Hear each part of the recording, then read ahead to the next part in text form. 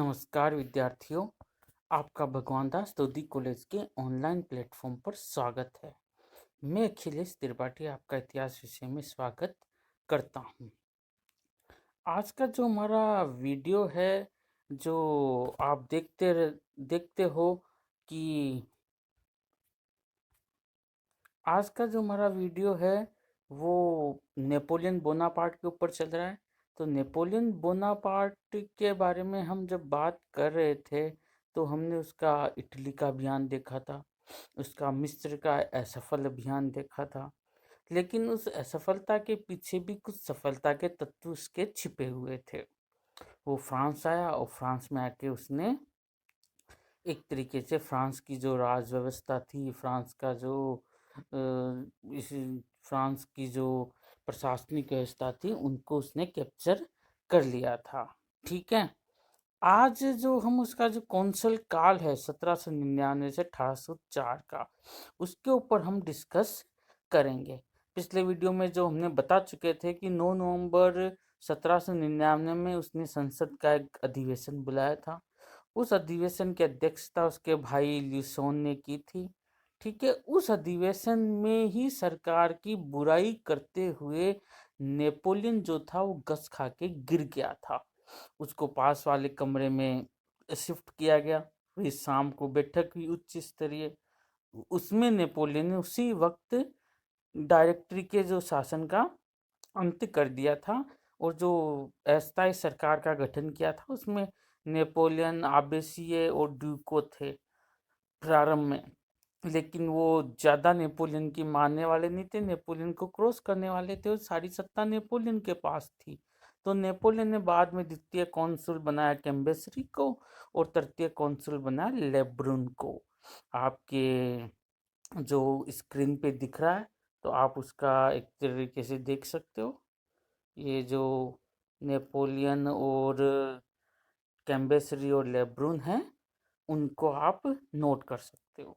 ठीक है। बहुत ज़्यादा इम्पोर्टेंट है ये, आप इसको रखेंगे, नोट करके रखेंगे। ठीक है। उसके बाद में जो हम देखते हैं आगे जो हम देखते हैं इनका कि जो शासन व्यवस्था है इसकी, कि बाद में जो 1802 में उसने पूरा का पूरा जो फ्रांस की व्यवस्था थी उसको कंट्रोल कर लिया था और अपने आप को सीनेट के द्वारा एक तरीके से जीवन पर्यंत कौंसल उसने बना दिया था। और इसमें कुछ चेंज हुए। ये जो संविधान जो था, ये संविधान एक माह बाद में ये संविधान बनाया गया था सीनेट के द्वारा। और ये जो 3 निर्वाचित कौंसुल जो चुने गए थे, नेपोलियन, कैम्बेसरी और लेब्रून, इनको 10 वर्षों तक जो कार्यपालिका की जो शक्तियाँ थी वो प्रदान की गई थी 10 वर्षों के लिए। ठीक है। फिर उसके बाद में 1802 में, ये नोट कर सकते हो आप, 1802 में सीनेट ने नेपोलियन को जीवन पर्यंत कौंसुल बना दिया था। ठीक है। ये क्रांति युग का चौथा संविधान था। ठीक है। इससे पहले 3 संविधान बन चुके थे, ये चौथा संविधान था। जो 3 संविधान बने थे वो 1751 में बना था, एक 1753 में बना था। 1751 में जो दूसरे लोगों की जो भूमिका थी, बड़े अच्छा जो संविधान उन्होंने बनाया था, लेकिन उनसे एक भूल हो गई थी कि उन्होंने कहा था कि जो भी संविधान सभा में जो लोग शामिल है वो आगे इस व्यवस्था में शामिल नहीं होंगे। तो ये एक बहुत बड़ी भूल थी उन लोगों की, जो वो उस व्यवस्था में शामिल नहीं हुए थे। फिर 1753 का संविधान बनाया गया, उसमें रॉब्सपियर जैसे लोग शामिल हुए। फिर बड़ा आतंक का राज्य फ्रांस ने देखा। फिर 1795 का जो डायरेक्टरी का शासन बना था उसमें संविधान बना था। तो ये संविधान जो था क्रांति काल का चौथा संविधान था, जिसमें नेपोलियन को आजीवन कौंसुल बनाया गया था। ठीक है। अब नेपोलियन का जो महत्व है, नेपोलियन एक प्रशासक के रूप में हमारे सामने आता है। इसका प्रशासक के रूप में बहुत ही बड़ा महत्व है। जो हम इसके आर्थिक सुधार देखते हैं, आपकी स्क्रीन पे दिख रहा है आर्थिक सुधार, आप देख सकते हैं। ठीक है। आर्थिक सुधार आप देख सकते हैं इसके। जो आर्थिक सुधार में आपको दिख रहा है, ठीक है, इनके आर्थिक सुधारों में इसने पहला काम ये किया कि जो बैंक ऑफ फ्रांस की स्थापना की थी 1800 में, और एक तरीके से आर्थिक क्षेत्र में सरकार की दखल अंदाजी या सरकार का नियंत्रण इसमें होने लग गया था। ठीक है, वो बैंक द्वारा जो फ्रांस में जो मुद्रा का जो निर्गमन होना जो इस प्रणाली में शुरू हुआ था, सर्वप्रथम विकास यहीं से होना चालू हुआ था। ठीक है, ये तो नेपोलियन के आर्थिक सुधार है। नेपोलियन की शिक्षा में हम देखते हैं, नेपोलियन की जो शिक्षा एजुकेशन की जो प्रणाली थी, शैक्षिक प्रणाली थी नेपोलियन की, इसमें उसने शिक्षा का जो राष्ट्रीय और धर्मनिरपेक्ष स्वरूप था उसको उसने स्वीकार किया था कि भाई जो शिक्षा में जो राष्ट्रीयता के तत्व हैं और जो धर्मनिरपेक्षता के जो तत्व है वो उसने उसने स्वीकार किया था।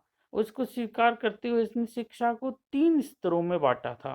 आपकी स्क्रीन पे दिख रहे हैं, प्राथमिक स्तर था, माध्यमिक स्तर था और उच्च स्तर था। ठीक है, इन 3 स्तरों में उसने शिक्षा को संगठित किया था। प्राथमिक स्तर पर जो शिक्षा दी जाती थी वो अनुशासन और सैनिक शिक्षा पर इसका विशेष महत्व था। ठीक है, अनुशासन और सैनिक जो शिक्षा होती थी उस पे उसका बहुत ही ज़्यादा महत्व था। इसमें सूत्रों और प्रश्नोत्तरी के आधार पर, कुछ सूत्र होते थे, कुछ प्रश्न होते थे, उसके आधार पर नेपोलियन के प्रति आस्था और भक्ति कूट कूट के आम लोगों में जो इसके समर्थक थे उनमें वो कूट कूट के भरी गई थी। तो ये भी एक बहुत ही अच्छी चीज़ हुई थी कि अच्छी चीज़ तो क्या, एक जो कि तानाशाह जो करता है वो जो चीज़ें, तो वो चीज़ें उसमें भी हुई थी कि भाई आप अपने लोगों में अपनी भक्ति की भावना बड़ी कूट कूट के भरो। तो ये एक प्राथमिक स्तर पर ही नेपोलियन ने ऐसी चीज़ें चालू कर दी थी। ठीक है, प्राथमिक स्तर पर उसने ऐसी चीज़ें चालू कर दी थी कि भाई सैनिक शिक्षा दी जाती थी अनुशासन के साथ साथ, और उसमें उसकी भक्ति के बारे में ज़्यादा चीज़ें बताई जाती थी। ठीक है, माध्यमिक स्तर पर जो माध्यमिक स्तर था शिक्षा का, सेकंड फेज था, उसमें सैनिक शिक्षा और भी अधिक महत्वपूर्ण हो गई थी। उसने लीसे नामक स्कूल की व्यवस्था करवाई थी। एक शिक्षक प्रशिक्षण जो होते हैं, बीएड चलते हैं आजकल, उस तरह की भी उसने शिक्षा की व्यवस्था चालू करवाई थी। ठीक है, जो कि जो लीसे स्कूल व्यवस्था है वो आज फ्रांस की जो माध्यमिक शिक्षा है उसका ये आधार है। उच्च शिक्षा के लिए विश्वविद्यालयों पर जो सरकार का कठोर नियंत्रण था, निश्चित रूप से सरकार का कठोर नियंत्रण था, ये तानाशाही तो था ही, क्योंकि नेपोलियन को जो हमेशा एक संदेह बना रहता था कि विद्रोह के जो तार है हमेशा बुद्धिजीवियों से ही मुखर होते हैं, तो बुद्धिजीवियों को वो कंट्रोल करना चाहता था। और बुद्धिजीवी आपको पता है कि विश्वविद्यालयों से यहीं से निकलते हैं, तो उसने विश्वविद्यालयों पर कंट्रोल करने के लिए शिक्षा पर पूरी भरपूर कोशिश की थी। हालांकि नारी शिक्षा में उसका कोई विशेष रुझान नहीं था और उसके लिए उसने सिर्फ प्राथमिक स्तर पर ही प्रबंध किया था। माध्यमिक स्तर और उच्च स्तर पर उसने नारी शिक्षा के लिए कोई भी कार्य नहीं किए थे। ठीक है, अगला जो है हमारा ने नेपोलियन की जो धार्मिक नीति है उसके ऊपर है हमारा पॉइंट। नेपोलियन के जो कार्य है एज ए कॉन्सुल के रूप में आपके एग्जाम में बड़ा प्रश्न आता है कि नेपोलियन के जो कार्य हैं, प्रशासनिक कार्य हैं कॉन्सुल के रूप में, वो आप बताइए। तो इसका जो इस शिक्षा के बारे में बताया हमने, आर्थिक के बारे में बताया, अगला है इसकी धार्मिक नीति के ऊपर कार्य है। धार्मिक नीति, नेपोलियन की धार्मिक नीति एक तरीके से अवसरवाद की नीति थी नेपोलियन की, क्योंकि वो कहता था कि भाई मैं मिस्र में मुसलमान हूँ और फ्रांस में मैं कैथोलिक हूँ। ठीक है, क्योंकि मिस्र में उसे मुसलमान होने पर फायदा था और फ्रांस में उसे कैथोलिक बनने पर फायदा था। तो उसने मिस्र में एक मस्जिद भी बनाई थी और स्वयं को मुसलमान भी उसने घोषित किया था। तो वो एक अलग उसकी एक राजनीतिक सूझबूझ था, हम इसमें कह सकते हैं उसको। और इसने फ्रांस के जो कैथोलिक से राजनीतिक सहयोग प्राप्त करने के लिए एक बहुत इम्पोर्टेंट, आप इसको अंडरलाइन करेंगे, 14 जुलाई 1801 को कॉनकार्डेटा का समझौता होता है, इसको धर्म संधि भी बोलते हैं, वो समझौता हुआ था।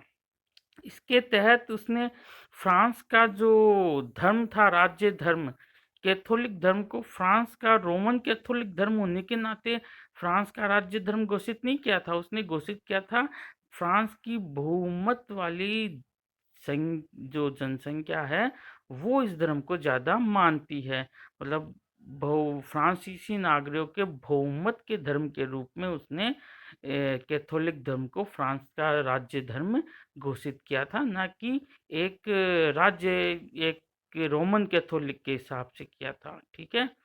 और उसने नेपोलियन को नए बिशप जो होते थे, पादरी जो होते थे, उनको मनोनीत करने का भी अधिकार अधिकृत पोप ने कर दिया था, और कई और आध्यात्मिक अधिकार उसने पोप ने उनको दिए थे। ठीक है। फ्रांस में पोप की शक्ति को सीमित करने के लिए और चर्च पर जो राज्य के आधिपत्य को स्थापित करने के लिए कॉनकॉर्डेटा जो समझौता हुआ था उसमें स्वतंत्र प्रावधानों में एक सूची भी जोड़ी गई थी। उसको ऑर्गेनिक आर्टिकल कहा जाता था। क्या कहा जाता था? ऑर्गेनिक आर्टिकल कहा जाता था। इसमें एक प्रावधान था कि जो प्रोटेस्टेंट हैं, जो कैथोलिक धर्म का विरोध करते हैं, प्रोटेस्टेंट और जो यहूदी है, वो जनसंख्या में 5% थे, अल्पसंख्यक थे, उनको एक धार्मिक स्वतंत्रता प्रदान की गई थी कि भाई आप अपने धर्म के अनुसार अपनी चीजें मान सकते हो। तो ये जो नेपोलियन की धार्मिक अल्पसंख्यकों के प्रति एक सहिष्णुता की नीति को दर्शाता है कि भाई वो इतना ज्यादा कट्टर नहीं था।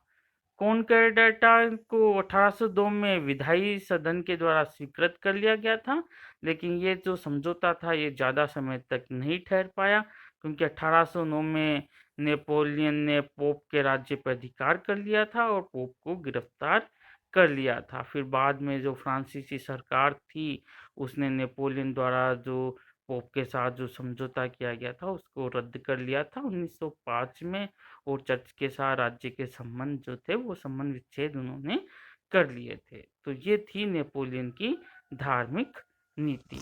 ठीक है। अगले सेगमेंट में हम चलते हैं। नेपोलियन की जो इम्पोर्टेंट है, नेपोलियन की जो विधि संहिता है जो 1804 में उसने लागू की, क्योंकि नेपोलियन कहता था, उसका एक स्टेटमेंट था कि भाई जो मेरा वास्तविक जो गौरव है वो मेरे 40 युद्धों की विजय में नहीं है, मेरी जो विधि संहिता है, जो मैंने सिविल कोड बनाया है, कॉमन सिविल कोड, वो ना तो कभी मिटेगी और ये चिरस्थायी रहेगी। इसके आधार पर ही नेपोलियन नेपोलियन के रूप में जाना जाएगा। तो विधि संहिता में जो इसका स्थायी जो कार्य, नागरिक कानूनों का जो संकलन था, नागरिक कानूनों का जो उसने संकलन किया था स्थायी रूप से, इसमें इसके जो कैम्बेसरी था उसने उसका साथ दिया था, और कुछ कानून के विशेषज्ञ भी थे, उन्होंने इसके ऊपर एक कमेटी बनाई थी, और इन कमेटी ने 21 मार्च 1804 को एक नागरिक संहिता देश में पेश की थी। इस नागरिक संहिता में जैसे आपकी स्क्रीन पे दिख रहा है 2281 धाराएं थी।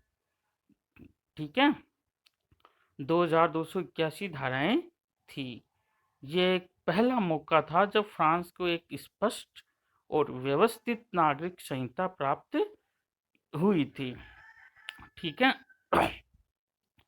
नेपोलियन की जो विधि संहिता में जो 5 तरह के कानूनों का जो संग्रह किया गया था, उसमें सिविल कोड था जो कि 1804 में हुआ था, कोड ऑफ सिविल प्रोसीजर था, नागरिक प्रक्रिया की जो संहिता थी, नागरिक प्रक्रिया संहिता जो कि 1806 में लागू हुई थी, कोड ऑफ सिविल प्रोसीजर। ठीक है, सिविल प्रोसीजर किस तरह से होता है, नागरिक प्रक्रिया की प्रक्रिया किस तरह से होती है, वो सारी चीज़ें बताई गई थी इसमें। एक था कमर्शियल कोड जो व्यवसाय संबंधित कानून था, ये 1807 में लागू हुआ था कमर्शियल कोड, व्यवसाय संबंधित कानून। एक था कोड ऑफ क्रिमिनल प्रोसीजर, इसमें था कि जो अपराध मूलक प्रक्रिया होती है, संहिता होती है 1808, ये 1808 में लागू किया गया था। कोड ऑफ क्रिमिनल प्रोसीजर, मतलब क्रिमिनलों के साथ किस तरह की प्रोसीजर अपनाई जाती है, वो चीज़ उसमें बताई गई थी। पिनल कोड जो कि एक दंड विधान था, वो लागू किया गया था 1810 में। तो ये एक बहुत ही ज़बरदस्त चीज़ें थी नेपोलियन ने जो उसमें लागू की थी नागरिक संहिता में। नागरिक संहिता में उसने जो थी उसमें एक बात कहा था कि जो महिलाएं हैं उनको अपने पति के प्रति आज्ञाकारी होना चाहिए, और जो पुरुषों के जो तलाक की जो व्यवस्था थी उसको भी उसने सरल उसमें बना दिया था। नेपोलियन को इन्हीं जो ये संहिताएं हैं इनकी जो इसने बनाई थी, इसके आधार पर इसको दूसरा जस्टिनियन कहा गया था। ठीक है, सेकंड जस्टिनियन इसको कहा गया था। तो आप इसको नोट कर सकते हो कि नेपोलियन को दूसरा जस्टिनियन कहा गया था। ठीक है, दूसरा जस्टिनियन इसमें उसको कहा गया था। ठीक है, जस्टिनियन देखिए कि आपको पता है कि फ्रांस का एक बहुत ही पॉपुलर सम्राट रहा हुआ है, तो इसको दूसरा जस्टिनियन कहा गया था। दूसरा जस्टिनियन इसको कहा गया था। ठीक है, आप इसको नोट कर सकते हो, इसकी विधि संहिता के ऊपर इसको दूसरा जस्टिनियन कहा गया था। ठीक है, और ये जो नागरिक संहिता थी इसको 1807 में नेपोलियन कोड का नाम दे दिया गया था। क्या 1807 में जो ये विधि संहिता थी इसको नेपोलियन कोड कहा गया था। क्या कहा गया था? Napoleon Napoleon code. ठीक है, 1807 में इसे नेपोलियन कोड कहा गया था। तो आप ये भी नोट कर सकते हैं। ठीक है, इसका आप स्क्रीनशॉट जो भी आप है वो ले सकते हैं, याद कर सकते हैं इसको। नेपोलियन कोड इसमें कहा गया था। तो आप अब देखिए कि जो नेपोलियन की काउंसिल के रूप में जो व्यवस्था है उसने बनाई थी, एक तो उसने देखो जो हमने डिस्कस किया था, जो हमने डिस्कस किया था जो हमने डिस्कस किया था इसके आर्थिक सुधार में इसने 1800 में बैंक ऑफ फ्रांस की स्थापना की। इससे सरकार क्या हुई, सरकार का आर्थिक क्षेत्र में दखल अंदाजी हुई। तो एक प्रश्न बनता है कि बैंक ऑफ फ्रांस की स्थापना कब हुई थी, तो 1800 ईस्वी में हुई थी और नेपोलियन ने इसको की थी। नेपोलियन के शिक्षा के कितने स्तर थे, प्राथमिक, माध्यमिक और उच्च स्तर। ठीक है, इसमें उसने लीसे नामक विद्यालयों की स्थापना की थी। ये भी आप लिख सकते हैं, लीसे नामक विद्यालय की स्थापना इसने की थी माध्यमिक स्तर पर, जो कि आज की नेपोलियन की जो शैक्षिक व्यवस्था है उसका ये आधार है। आज जो फ्रांस की जो माध्यमिक स्तर की शैक्षिक व्यवस्था है उसका ये आधार है। ठीक है, नेपोलियन की धार्मिक नीति में 1801 में जो कॉनकॉर्डेटा का जो समझौता था, जो उसने इसके साथ किया था, चर्च के साथ किया था, वो इम्पोर्टेंट 2 नंबर का प्रश्न आ जाता है कई बार। कई 2 नंबर का प्रश्न तो ऐसे आएगा कि कॉनकॉर्डेटा का समझौता किसके साथ किया गया था, तो आपका उत्तर होगा पोप। यदि यह आ जाए कि पोप के साथ नेपोलियन ने कौन सा समझौता किया, तो आपका उत्तर होगा कॉनकॉर्डेटा। या 4 नंबर का प्रश्न ऐसे आ सकता है कि कॉनकॉर्डेटा समझौता के ऊपर अपनी टिप्पणी लिखो, तो उसके ऊपर आपको बतानी है कि ये पोप को जो फ्रांस के साथ राजनीतिक अधिकार प्राप्त करने का एक समझौता था, उसमें नेपोलियन को काफ़ी अधिकार दिए गए थे। साथ ही कैथोलिक धर्म को फ्रांस का राज्य धर्म भी घोषित इसमें करवाया गया था। ठीक है, इसके जरिए आप इसे जानकारी प्राप्त कर सकते हैं। ठीक है, और इसकी जो व्यवस्था है वो हमने देखी थी विधि संहिता में, वो हमने देख ही ली थी। नागरिक संहिता की स्थापना कब हुई, वो हुई थी आपके 1804 में। सिविल कोड की स्थापना हुई थी 1804, और कोड ऑफ सिविल प्रोसीजर के 1806। कॉमर्शियल कोड की हुई थी 1807 में, और कोड ऑफ क्रिमिनल प्रोसीजर के 1808 में और पिनल कोड के 1810 में। ठीक है, और उसका फेमस स्टेटमेंट याद कर सकते हैं, मेरा वास्तविक गौरव मेरी 40 युद्धों की विजयों में नहीं है, मेरी विधि संहिता ही ऐसी है जो कभी ना मिट सकेगी और चिरस्थायी सिद्ध होगी। तो ये नेपोलियन की व्यवस्था थी। अगले वीडियो में हम नेपोलियन जो शासक के रूप में था, सम्राट बना, वो जो 1804 में उसने सम्राट बनने की घोषणा की थी और किस तरह से उसने युद्ध करके पूरे यूरोप को अपने अंडर कंट्रोल कर लिया था, उसके बारे में अध्ययन हम करेंगे। धन्यवाद।